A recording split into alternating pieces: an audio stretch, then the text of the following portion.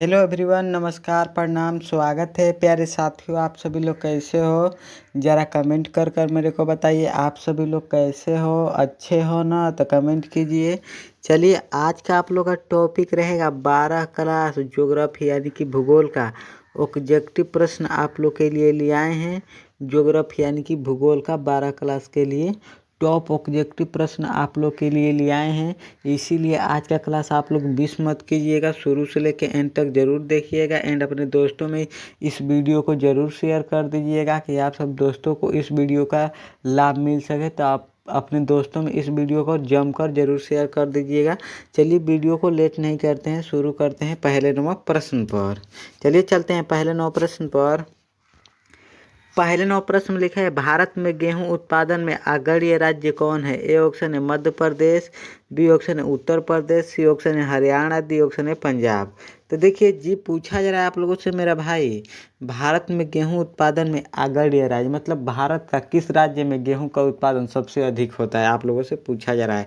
तो भारत में गेहूं का उत्पादन उत्तर प्रदेश राज्य जो ऐसा है भारत में सबसे अधिक गेहूं का उत्पादन करता है। तो इसका करेक्ट आंसर हम लोग का बी लगा देना है। उत्तर प्रदेश राज्य में गेहूं का उत्पादन सबसे अधिक होता है।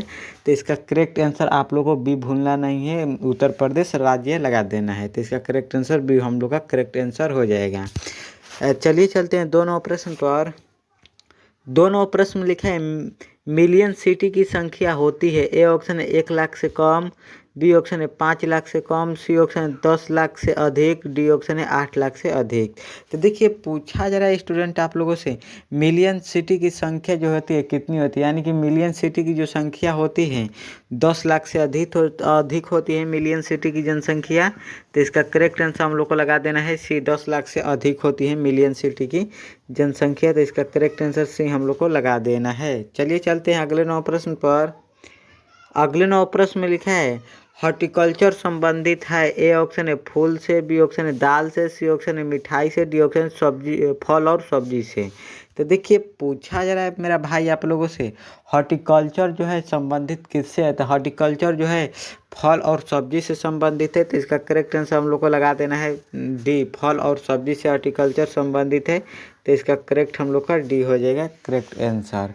चलिए, जिन भी स्टूडेंट वीडियो को लाइक नहीं किए हैं तो ज़रूर कर दीजिएगा एंड इस वीडियो को अपने दोस्तों में ज़रूर शेयर कर दीजिएगा एंड सब्सक्राइब इस चैनल को ज़रूर कर दीजिएगा कि जब भी क्लास होगे तभी आपके पास नोटिफिकेशन इस वीडियो का पहुँचे, आप लोग इस वीडियो को देख सके। तो ज़रूर सब्सक्राइब भी कर दीजिएगा, आपके पास नोटिफिकेशन इस वीडियो का पहुँच जाएगा। चलिए चलते हैं अगले 9 प्रश्न पर। अगले 9 प्रश्न में लिखा है, रेशम मार्ग रोम किस देश को जोड़ता है? ए ऑप्शन है भारत को, बी ऑप्शन है चीन को, सी ऑप्शन है ब्राज़ील को, डी ऑप्शन है ब्रिटेन को। तो देखिए, पूछा जा रहा है स्टूडेंट आप लोगों से, रेशम मार्ग रोम किस देश को जोड़ता है? तो देखिए, रोम जो है रेशम मार्ग चीन को जोड़ता है। तो इसका करेक्ट आंसर हम लोग को बी लगा देना है, चीन को जोड़ता है। अब पूछा जाता है स्टूडेंट आप लोगों से, रेशम मार्ग की कुल लंबाई कितनी है? तो रेशम मार्ग की लंबाई की बात किया जाए तो रेशम मार्ग की लंबाई 6000 किलोमीटर रेशम मार्ग की लंबाई है। तो इसको साथ में आप लोग याद रखिएगा, 6000 वर्ग किलोमीटर है रेशम मार्ग की लंबाई। चलिए चलते हैं अगले 9 प्रश्न पर।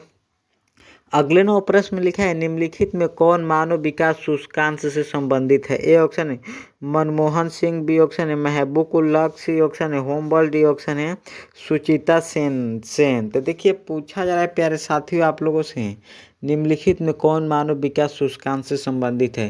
तो देखिए प्यारे साथियों, मानव विकास सूचकांक का प्रतिपादन किसने किया था, यही पूछा जा रहा है आप लोगों से। तो देखिए, मानव विकास सूचकांक का प्रतिपादन 1990 में महबूब उल हक जी ने किए थे। 1990 में महबूब उल हक जी किए थे। तो इसका करेक्ट आंसर हम लोग को लगा देना है बी, 1990 में महबूब उल हक ने किए थे मानव विकास सूचकांक का प्रतिपादन। महबूब उल हक जी पाकिस्तान के निवासी थे और एक थे भारत के, अपने देश भारत के अमर्त्य सिंह जी थे। चलिए चलते हैं अगले 9 प्रश्न पर। अगले 9 प्रश्न में लिखा है, ब्राज़ील के कॉफ़ी बागान क्षेत्र को कहा जाता है? ए ऑप्शन है फेजेंडा, बी ऑप्शन है एजेंडा, सी ऑप्शन मिल्पा, डी ऑप्शन है लदांग। तो देखिए, ये आप लोग का इम्पोर्टेंट प्रश्न है, इसको मिस मत आप लोग मत कीजिएगा। ब्राज़ील के कॉफ़ी बागान को क्षेत्र को कहा जाता है। तो देखिए, ब्राज़ील के कॉफ़ी बागान क्षेत्र को कहा जाता है जो फेजेंडा कहा जाता है। तो इसका करेक्ट आंसर हम लोग का हो जाएगा ए फेजेंडा कहा जाता है ब्राज़ील के कॉफ़ी बागान क्षेत्र को। चलिए चलते हैं अगले 9 प्रश्न पर। अगले 9 प्रश्न में लिखा है किस वर्ष भारत को इंटरनेट की सुविधा प्राप्त हुई थी। ए ऑप्शन है 2000 में, बी ऑप्शन है 1995 में, सी ऑप्शन है 1988 में, डी ऑप्शन है 1978 में।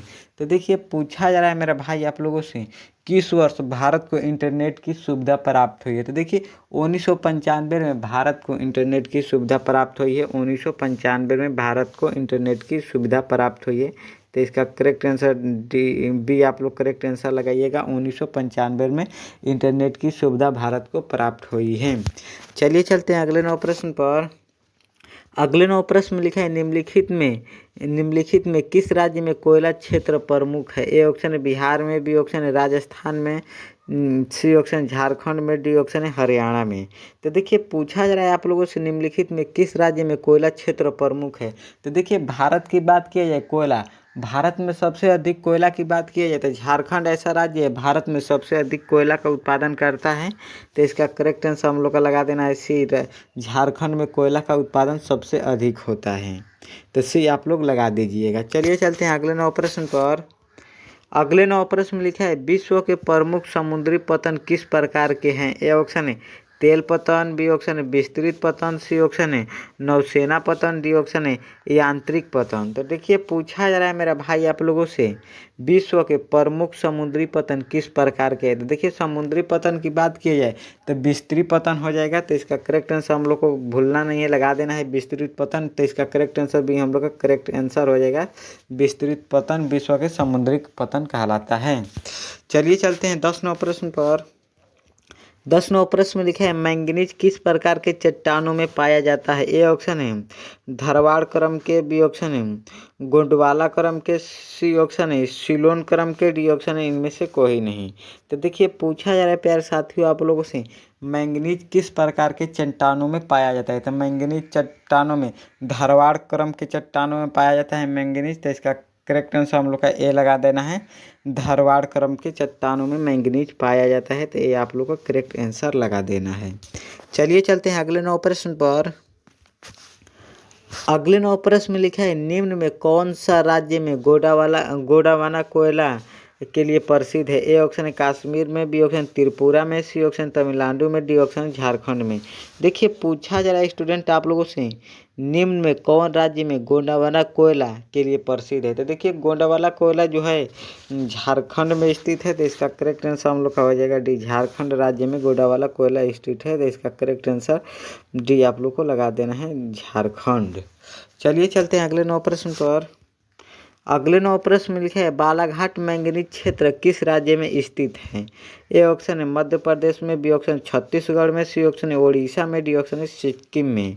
तो देखिए पूछा जा रहा है मेरा भाई आप लोगों से बालाघाट मैंगनीज क्षेत्र किस राज्य में स्थित है। तो देखिए मध्य प्रदेश में स्थित है। तो इसका करेक्ट आंसर हम लोग का बी लगा देना है, मध्य प्रदेश में बालाघाट मैंगनीज क्षेत्र स्थित है। तो इसका करेक्ट आंसर ए आप लोग को करेक्ट आंसर लगा देना है। चलिए चलते हैं अगले 9 प्रश्न पर।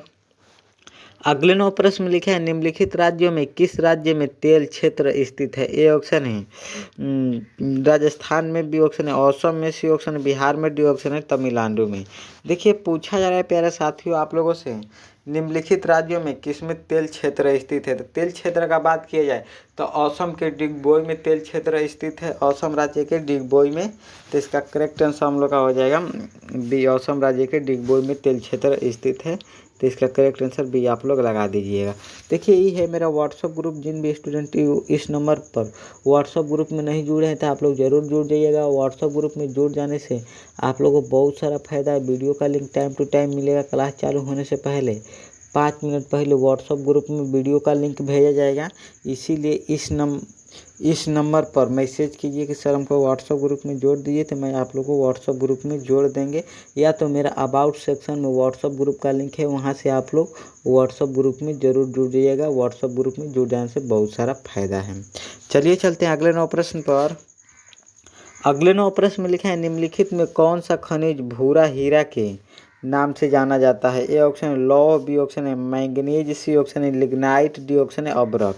तो देखिए पूछा जा रहा है मेरा भाई आप लोगों से निम्नलिखित में कौन सा खनिज भूरा हीरा के नाम से जाना जाता है? तो देखिए लिग्नाइट जो है भूरा भूरा हीरा के नाम से जाना जाता है लिग्नाइट को। तो इसका करेक्ट आंसर हम लोग को सी लगा देना है। लिग्नाइट को भूरा खनिज के नाम से जाना जाता है लिग्नाइट को। तो इसका करेक्ट आंसर सी आप लोग को करेक्ट आंसर लगा देना है, भूलना नहीं है। चलिए चलते हैं 15 प्रश्न पर। 15 प्रश्न में लिखा है भारत में 2 अत्यधिक प्रदूषित नदी है। ए ऑप्शन है नर्मदा और ताप्ती, बी ऑप्शन है महानदी और गोदावरी, डी ऑप्शन है गंगा और यमुना, डी ऑप्शन है कृष्णा और कावेरी। तो देखिए पूछा जा रहा है स्टूडेंट आप लोगों से भारत में 2 अत्यधिक प्रदूषित नदी कौन है? तो देखिए सबसे प्रदूषित नदी का बात किया जाता है, सबसे प्रदूषित जो है यमुना नदी है। तो 2 अत्यधिक प्रदूषित नदी का बात किया जा रहा है। तो देखिए गंगा और यमुना 2 बहुत सबसे अधिक प्रदूषित नदी है। तो इसका करेक्ट आंसर हम लोग का हो जाएगा सी, गंगा और यमुना प्रदूषित नदी है। तो अगर बात किया जाए एक नदी का तो सबसे अधिक यमुना हो जाएगा प्रदूषित नदी। तो 2 बात किया है इसीलिए गंगा और यमुना हो जाएगा प्रदूषित नदी है। तो इसका करेक्ट आंसर सी आप लोग को करेक्ट आंसर लगा देना है। चलिए चलते हैं अगले 9 प्रश्न पर। अगले 9 प्रश्न में लिखा है भूगर्भिक क्षमता को न्यूनतम उपयोग करने वाला राज्य है। ए ऑप्शन है असम, बी ऑप्शन है पश्चिम बंगाल, सी ऑप्शन है उड़ीसा, डी ऑप्शन है छत्तीसगढ़। तो देखिए पूछा जा रहा है प्यारे साथियों आप लोगों से भूगर्भिक क्षमता को न्यूनतम उपयोग करने वाला राज्य जो है कौन सा है? तो भूगर्भिक क्षमता को न्यूनतम उपयोग करने वाला राज्य जो है असम है। तो इसका करेक्ट आंसर हम लोग का हो जाएगा ए, असम जो है भूगर्भिक क्षमता को न्यूनतम उपयोग करने वाला राज्य है। तो इसका करेक्ट आंसर ए आप लोग लगा देना है। चलिए चलते हैं अगले 9 प्रश्न पर। अगले 9 प्रश्न में लिखा है निम्न में कौन सबसे महत्वपूर्ण जूट उत्पादन क्षेत्र है? ए ऑप्शन है कृष्ण डेल्टा, बी ऑप्शन है नर्मदा डेल्टा, सी ऑप्शन है गंगा डेल्टा, डी ऑप्शन है कावेरी डेल्टा। तो देखिए पूछा जा रहा है स्टूडेंट आप लोगों से निम्न में कौन सबसे महत्वपूर्ण जूट उत्पादन क्षेत्र है? तो देखिए गंगा डेल्टा जो है सबसे महत्वपूर्ण जूट उत्पादन क्षेत्र है गंगा डेल्टा। तो इसका करेक्ट आंसर हम लोग को लगा देना है सी, गंगा डेल्टा सबसे महत्वपूर्ण जूट उत्पादन क्षेत्र है। तो इसका करेक्ट आंसर सी हम लोग का करेक्ट आंसर हो जाएगा। चलिए चलते हैं अगले 9 प्रश्न पर। अगले 9 प्रश्न में लिखा है भारत में सुनहरी क्रांति संबंधित है। ए ऑप्शन है ऊन उत्पादन से, बी ऑप्शन तिलहन उत्पादन से, सी ऑप्शन है बागवानी कृषि से, डी ऑप्शन है पर्यटन विकास से। तो देखिए पूछा जा रहा है मेरा भाई आप लोगों से भारत में सुनहरी क्रांति संबंधित है। तो सुनहरी क्रांति का संबंध जो है बागवानी कृषि से है। तो इसका करेक्ट आंसर हम लोग का लगा देना है सी, बागवानी कृषि से है सुनहरी क्रांति का संबंध। तो इसका करेक्ट आंसर सी हम लोग का हो जाएगा करेक्ट आंसर। इम्पोर्टेंट आप लोग के लिए प्रश्न है तो इसीलिए मिस मत कीजिएगा, जरूर याद कर लीजिएगा। चलिए चलते हैं अगले 9 प्रश्न पर। अगले 9 प्रश्न में लिखा है गन्ना उत्पादन सबसे अधिक कहाँ किया जाता है? ए ऑप्शन है बिहार में, बी ऑप्शन है उत्तर प्रदेश में, सी ऑप्शन है गोवा में, डी ऑप्शन है महाराष्ट्र में। देखिए साफ साफ लिखा है गन्ना उत्पादन भारत के किस राज्य में सबसे अधिक किया जाता है? तो गन्ना का उत्पादन उत्तर प्रदेश ऐसा राज्य है जो गेहूं गन्ना का उत्पादन सबसे अधिक करता है, उत्तर प्रदेश राज्य। तो इसका करेक्ट आंसर हम लोग का हो जाएगा बी, गन्ना का उत्पादन भी और गेहूं का उत्पादन सबसे अधिक करता है उत्तर प्रदेश राज्य, और चीनी भी सबसे अधिक उत्तर प्रदेश राज्य में। सबसे अधिक जनसंख्या की बात की तो जनसंख्या भी सबसे अधिक उत्तर प्रदेश राज्य की है। तो इसको भी आप लोग साथ में याद रखिएगा। चलिए चलते हैं 20 नंबर प्रश्न पर। 20 नंबर प्रश्न में लिखा है हरित क्रांति की शुरुआत किस दशक में हुआ था? ए ऑप्शन है 1950 के दशक में, बी ऑप्शन है 1960 के दशक में, सी ऑप्शन है 1980 के दशक में, डी ऑप्शन है 1990 के दशक में। तो देखिए पूछा जा रहा है आप लोगों से हरित क्रांति की शुरुआत किस दशक में हुआ था? तो हरित क्रांति का जो संबंध है गेहूं और चावल से है, गेहूं और चावल से संबंधित है हरित क्रांति का संबंध। तो देखिए हरित क्रांति का शुरुआत पूछा है आप लोगों से, हरित क्रांति की शुरुआत किस दशक में हुआ था? तो हरित क्रांति की शुरुआत जो हुआ था 1960 के दशक में हुआ था। तो इसका करेक्ट आंसर भी आप लोग को लगा देना है 1960 के दशक में हरित क्रांति का शुरुआत हुआ था जो गेहूं और चावल से संबंधित था। चलिए आप लोगों से 20 ज्योग्राफी यानी कि भूगोल का ऑब्जेक्टिव प्रश्न पूछा गया है। 20 में आप लोग का कितना सही हुआ है कमेंट कर मेरे को बताइएगा। 20 में कि सर मेरा इतना सही हुआ है कमेंट कर ज़रूर बताइएगा। चलिए आज का क्लास इतना ही रहने देते हैं, अगले क्लास में मिलने के लिए, तब तक के लिए आप लोगों से बहुत बहुत धन्यवाद। जय हिंद।